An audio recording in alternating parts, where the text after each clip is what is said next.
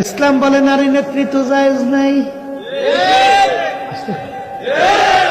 আল্লাহ রাসূল সাল্লাল্লাহু আলাইহি ওয়াসাল্লাম বলেন, যেই জাতির নেতৃত্ব দিবে মহিলারা, ওই জাতির কোনদিন কল্যাণ আশা করা যায় না। আমরা কল্যাণ পাইছেন না?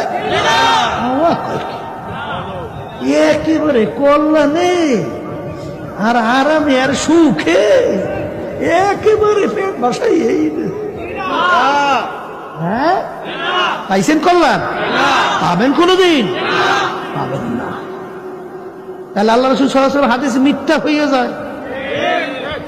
সব চলে গেছে বলতে গেলে নারী নেতৃত্ব। আর আল্লাহর কুতুব ফজলুল করিম রাহমাতুল্লাহি আলাইহি বলেন যে যেই কাজে আল্লাহ বেজার, আমি ফজলুল করিমের জীবন রুহু থাকতে ওই পথে আমাকে নিতে পারবো না। বলতে গেলে একা দাঁড়াই রিস।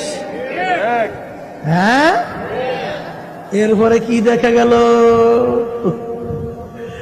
এই আল্লাহর কুতুব যখন দুনিয়া থেকে বিদায় হয়, সমস্ত মহল সর্বশ্রেণীর মানুষ তার বিরহে বেদনায় কান্দে। শুধু তাই না, আফসোস করে বিবৃতি দেয়। শুধু তাই না, এমনকি তার বিরহ বেদনায় আসমান পর্যন্ত কান্দে।